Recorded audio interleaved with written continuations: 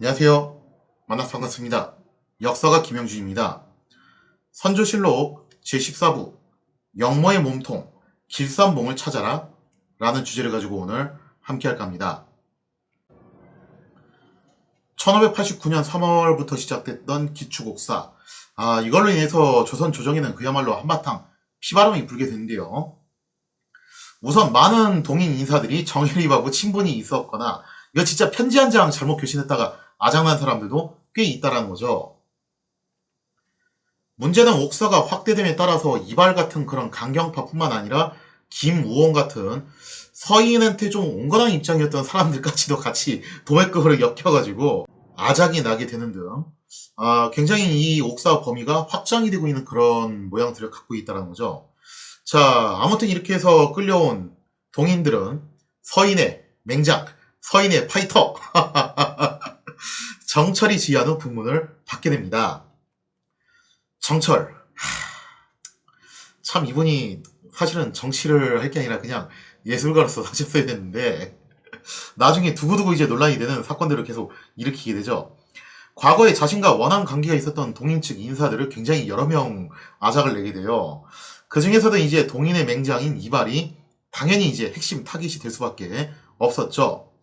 자, 그래서 이발과 그 형제들이 끌려와서 가혹한 문초를 받게 됐고 이들은 모두 국문 도중에 숨을 거두게 됩니다. 이발의 가문은 9대에 걸쳐서 빠지지 않고 과거 급제자를 배출할 정도로 그야말로 호남을 대표하는 명문 가문이었습니다. 하지만 정예립의 영모 사건에 연루돼서 그야말로 집안이 풍비박산이 나게 되는데요. 기축옥사의 피해자 중에서 가장 심하게 당했던 게 제가 볼 땐 이발의 집안 같아요. 그래서 이것 때문에 이제 여기에 야사 이야기까지 좀 덧대가지고 기축옥사 때 엄청난 숫자의 동인 측 선비들이 피를 봤다라고 그렇게 이제 세간에 알려져 있지만 제가 예전에도 한번 언급했다시피 막상 그렇게 피해자 숫자로 놓고 보면은 생각만큼 많은 건 아니에요. 이 얘기는 다시 또 언급을 드리겠지만 근데 이발의 집안이 이걸로 인해서 아작이 났던 건 사실입니다. 이거는 뭐 이제 야사에서 묘사한 대로 사실 정서에서도 거의 그 정도 수준으로 아작이 나긴 했는데 이것은 뭐 이제 당연하게도 이발이 정철과의 원한 관계가 있었기 때문이죠. 하지만 이것만 가지고 설명할 수 있는 건 아니고 한 가지가 더 있는데 국왕인 선조 자체가 이발 가문을 굉장히 가혹하게 대했기 때문에 그런 점도 없지 않아 있다라고 볼 수가 있겠죠. 자, 그래서 선조는 이발의 어미야 자식, 조카까지도 모두 잡아다 조사할 것을 명하게 되는데요. 보통은 이런 국문이란 것도요, 지나치게 나이가 많은 사람이거나 혹은 너무 어린 사람의 경우 형신을 가하지 않는 게 원칙입니다. 원래는 그렇게 하는 건데, 근데 이때 선조가 얼마나 서슬퍼렇게 명령을 내렸는지 모조리 끌려가지고 예외 없이 다 과학적 수사기법을 받게 되었다는 거죠. 국문을 주관하던 정철, 이러한 선조의 의중을 아주 성심껏 수행을 하게 되죠. 어차피 자기는 이발에 대해서 원한이 대단하니까 안 그래도 이제 근질근질 거렸는데 때마침 선조가 멍석을 깔아준 거예요. 자, 그래서 결국 이 과정에서 82세의 노모 윤씨까지 장사를 당했고 10세의 어린 아들 또한 국문 도중에 생을 마감하게 됩니다. 그뿐만 아니라 이발의 조카들까지 국문중에 죽어서 그 잘나가던 명문 가문이 그야말로 잠깐 사이에 풍비박산이 나버리게 되었다는 거죠. 이처럼 동인의 영수급 가문도 순식간에 패가망신하는 그런 굉장히 엄중한 분위기잖아요. 그죠? 그러니 이때 당시 동인 측 인사들이 얼마나 진짜 심장이 쫄깃쫄깃했겠어요. 그야말로 하루하루 살얼음판을 기는 듯한 느낌이었을 겁니다. 아마 날마다 그 생각했을 거예요. 내가 혹시 정혜림하고 뭔가 편지 교신한 게 있었나? 그리고 플러스 내가 혹시 정철한테 원한 게 있었나? 아마 이제 그거 생각하느라고 하루하루 식은땀을 줄줄 흘렸을 겁니다. 범위가 끝없이 확장되던 기축옥사 과정에서 희생당한 사람들 중에서 두고두고 논란이 되는 사람이 한 명 있었는데요. 그 사람이 누구였냐면 바로 최영경이었습니다. 이 최영경이 누구냐? 최영경은 뭐 당시 이제 중앙 관직 생활을 했던 사람은 아닌데 남명 조식의 제자였어요. 그래서 사실은 뭐 이제 그 지방에서 굉장히 유명했던 선비 중에 한 명이죠. 그런데 최영경의 기질과 성향이 자기 스승을 꼭 닮았는데 다들 아시다시피 조식이 어떤 스타일이었냐면 칼을 찬 선비, 뭐 호방한 선품이라면 호방한 성품인데 좀 어떤 면에서 보면 사람이 지나치게 강경하고 약간 좀 독설가적인 기질도 있죠. 근데 그 기질을 명확하게 빼닮은 사람이 최영경인데, 그래서 요즘 시대에 태어났으면 아마 뭐 지방 같은 데 거주하면서 그런 좀 이제 아주 강경한 멘트들을 날리는 논설위원, 논객, 정치 논객, 이런 거 했을 것 같은 사람인 것 같아요. 자, 아무튼 최영경의 성격 또한 이제 스승을 닮아서 그렇다 보니 항상 이제 돌직구, 새직구 이런 거 많이 날렸죠. 특히 서인의 정철을 굉장히 싫어했는데 여기서 이제 사망 플래그가 뜨는 거죠. 정철을 소인배라고 지칭을 하면서 평상시에 비판을 굉장히 많이 했습니다. 아무래도 그러다 보니까 최영경은 정철하고 당연히 사이가 좋을래야 좋을 수가 없었는데, 정철로서는 평상시에 담아두고 있던 원한을 풀 수 있는 절호의 찬스를 잡았다라고 볼 수가 있겠죠. 그런데 최영경이 영모에 엮이게 된 이유가 좀 다소 황당해요. 직접적으로 정열이 영모 리스트에 올라온 사람은 아니었는데 그 과정이 어떻게 되었던 거냐? 당시 이제 정열입의 영모 사건을 계속 이제 조사하던 중에서 이런 진술이 나옵니다.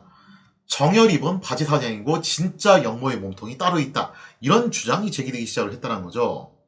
아무래도 기초곡사 자체가 그 당사자가 이제 자결을 해버리는 바람에 결국 혹독한 국문 속에서 자백만으로 모든 걸 입증할 수밖에 없었죠. 뭐 이때 당시 과학적 수사 기법은 이거밖에 없잖아요. 그러다 보니까 뭐 이제 고통에 못 이겨가지고 허위 자백을 하는 경우도 왕왕 있을 것이고 다소 황당하거나 엇나간 진술이 나올 수도 있다라는 겁니다. 자, 근데 어쨌든 이때 국문을 주관하던 정철, 뭐 사실 자기 입장에서 그게 중요한 게 아니고 그러한 부분들을 하나도 놓치질 않고 어떻게 해서든 옥사의 범위를 넓히기 위해서 혈안이 돼 있었다는 거죠.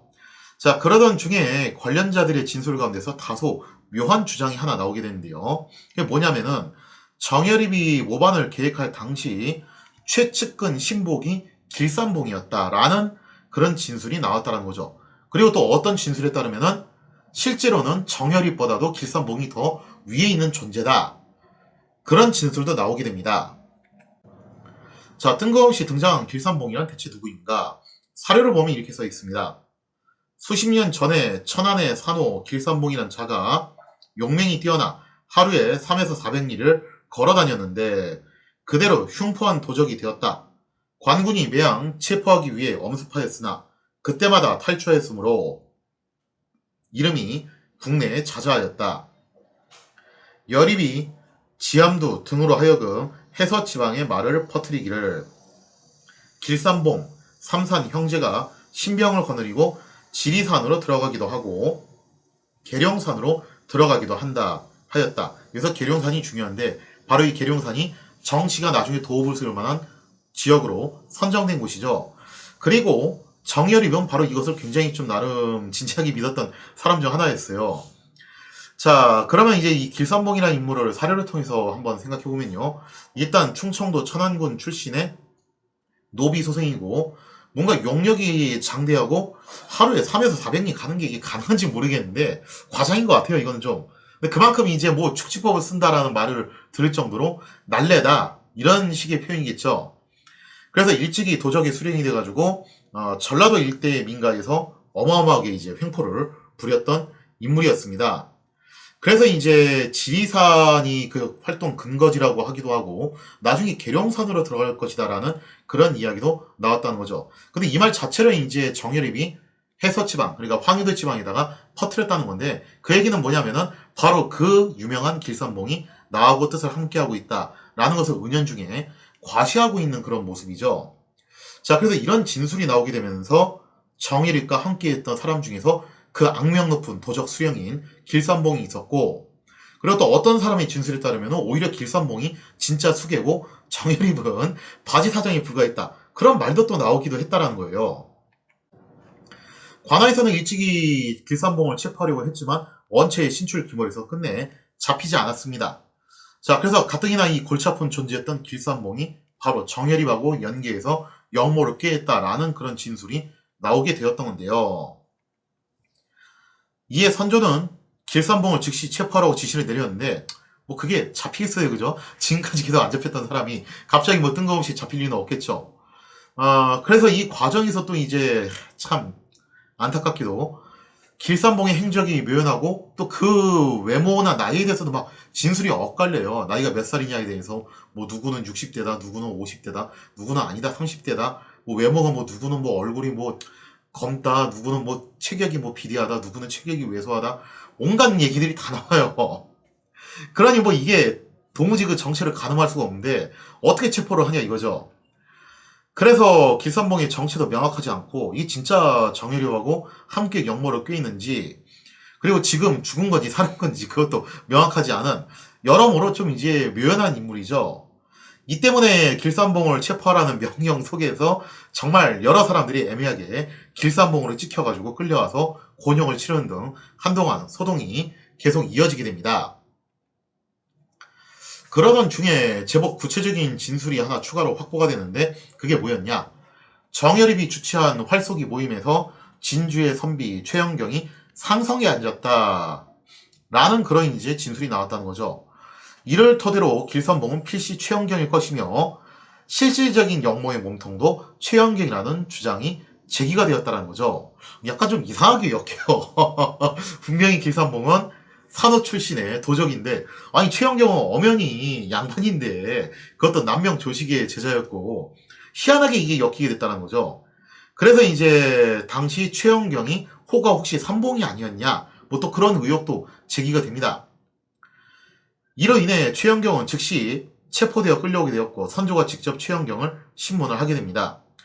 국문장에 끌려온 최영경은 자신이 평소 정혜립과 안면이 있긴 있었지만 정혜림이 낙향한 이후에는 더 이상 교류하지 않았다라고 강변을 하게 되죠. 하지만 정혜림의 가택에서 최영경이 보낸 편지 한 장이 발견이 돼요. 그렇다면 적어도 한 번 정도는 교신을 했다는 건데 뭐 그 이상 했을 수는 있지만 현재 증거물이 나온 건 일단 한 장이고 그러면 일단 최영경이 정혜림이 낙향한 이후에 더 이상 교류하지 않았다. 이 이야기는 이제 사실관계가 다르다는 거죠. 거짓말을 했다라는 게 돼버리는 건데 자 이것 때문에 최영경이 궁지에 몰리게 됩니다. 자 그러자 최영경이 뭐라고 이제 또 변명을 하냐면은 신이 노세에서 정신이 혼미해가지고 오락가락 하는 바람에 미처 그것을 기억하지 못했습니다. 근데 그거 편지 한번 보낸 게 정말 다입니다. 편지 한번 보낸 거 외에는 저는 정말로 정립하고 그 이상 관계를 가진 게 없습니다. 자 이렇게 변명을 했는데 뭐 사실 실제로 입증된 증거물도 이거 하나밖에 없고 내용도 뭐 별거 없고 그러다 보니까 선조도 최영경을 그냥 방면하는 쪽으로 가닥을 잡으려고 했대요. 자 이에 대해서 당시 추국을 주관하던 정철도 뭐라고 얘기하냐면은 최영경하고 원한 자체는 제법 있었고 그래서 이제 여기 엮어가지고 최영경을 끌고 오긴 했는데 막상 또 이제 최영경을 아저가 내려고 하니까 증거가 좀 이제 부족하다고 생각을 했던 것 같아요. 그래서 이제 정철도 한 발 양보해가지고 이런 얘기를 해요. 최영경이 여러 사람들한테 존경을 받는 선비인데 설마 저 사람이 진짜 역모에 가담을 했겠습니까? 뭐 이 정도 조사해가지고 딱히 증거가 안 나오는 거 보니까 아닌 것 같습니다. 그러면서 이제 한 발 양보하는 모습을 보이기도 했다는 거죠. 자 이렇게 해서 최영경이 풀려나는가 싶었는데 갑자기 대관들이 때로 나서가지고 추가 조사가 필요하다. 여기서 끝내시면 안 됩니다. 추가 조사를 더 해야 됩니다. 라고 반대를 했다는 거죠. 자 근데 흥미롭게도 선조가 여기서 입장을 또다시 번복을 해요. 그래? 듣고 보니까 그것도 맞는 말이네? 야 조사 더 해봐봐. 한 거죠. 자 이렇게 해서 최영경이 추가 조사를 받게 되는데 이미 노쇠할 대로 노쇠한 최영경 계속되는 국문을 받다 보니까 결국에는 몸이 많이 망가지게 되었죠.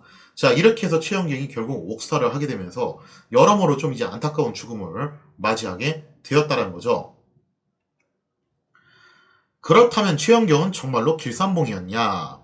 아마도 여러 정황을 두고 생각해 봤을 때 길산봉이라는 사람 자체가 이미 수십 년 전에 활약을 했던 사람이고 끝내 체포가 안 됐단 말이에요. 그러니 현 시점에서 죽었는지 살았는지도 명확하지 않은 사람이에요. 그리고 살아있다 하더라도 길산봉이 정예립하고 정말로 연기를 한 게 맞는 것이냐? 그것은 어디까지나 정예립이 황희도 지방에 퍼뜨린 소문의 근거에서 나온 이야기밖에 없다라는 겁니다. 뚜렷한 증거는 없다라는 거죠. 그래서 이런 정황들을 놓고 봤을 때 아마도 정예립이 황희도 지역 사람들한테 자신의 세력을 불릴 목적으로 야 그 유명한 길산봉도 나하고 나름 친분이 있어. 좀 나름 이런 허풍을 치긴 쳤던 것 같아요. 제가 볼 때는. 그래서 실제로 길산봉과 정여립이 한패였다기보다는 그냥 정여립이 길산봉의 이름을 팔았다. 뭐 이런 식으로 좀 생각을 해볼 수 있을 것 같은데요. 자, 그래서 당대 사람들, 특히 동인 측에서 어떤 의혹이 좀 제기가 됐냐면은, 그렇다면은 이 길산봉의 실존 여부가 굉장히 좀 모호한 상황이고, 더군다나 정일입하고 함께 했는지 어쩐지도 명확하지도 않은 상황이고, 지금 살았는지 죽은지도 명확하지 않은 상황인데, 도대체 어떻게 해서 길산봉이 최영경이 되는 거냐? 더군다나 최영경하고 길산봉하고 접점이 도대체 뭐냐? 선조는 이제 그런 의심을 했었죠. 최영경이 혹시 호가 삼봉인 거 아니냐?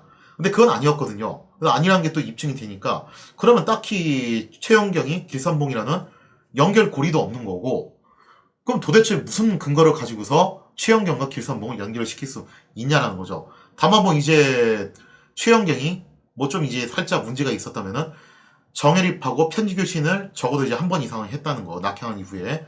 그리고 또 이제 다른 사람의 진술에 따르면은 정혜립이 주관하는 활쏘기 자리에 참석한 적이 있긴 있었다는 거.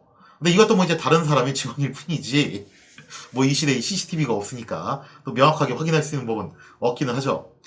아무튼 뭐 이제 이런저런 점들을 놓고 봤을 때 최영경이 길산봉이냐라는 것 자체도 여러모로 모호한 상황이에요.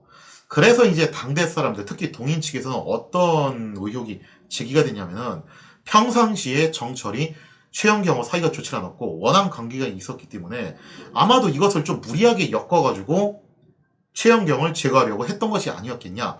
즉 원한을 갚기 위한 안갚음이 아니었냐라는 그런 이제 의혹이 당대에 굉장히 폭넓게 제기가 되었다는 거죠.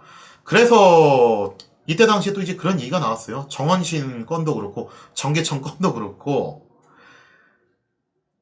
이번에 이제 최영경 건도 그렇고 이거 다 결국엔 누가 한 것이다. 정철이 이 사람들을 죽인 것이다. 그래서 정철 살인마, 이런 이제 주장들이 동인 측에서 계속 제기가 되었다는 거죠. 물론 지금은 무서우니까 말할 수 없고 나중에 가서 이제 이런 이야기들이 술술 나오게 되었다는 겁니다. 자, 아무튼 이렇게 해서 길산봉의 정체는 끝내 명확하게 밝히지 못한 채 끝나게 되었고, 결국 뭐 이제 이 길산봉 이야기의 핵심은 뭐냐면은 이걸 통해서 옥사가 계속해서 확대가 되었다라는 건데요. 자, 이렇게 끝도 없이 확대되는 옥사. 도대체 왜 옥사가 이렇게 끝도 없이 확대가 된 것이냐? 얼핏 보면은 정철이 제대로 칼춤을 추고 있기 때문에 그런 것처럼 보이는데, 근데 눈치채신 분들도 계시겠지만 사실 정철은 엄밀히 말하면은 잠긴 말에 불과하고 실제적인 기축옥사의 설계자가 따로 있습니다. 그 사람이 누구냐? 기축옥사의 실제적인 설계자로 의심받는 사람이 두 사람이 있는데, 그 두 사람이 도대체 누구냐? 거기에 대한 이야기는 다음 시간에 이어서 계속하도록 하겠습니다.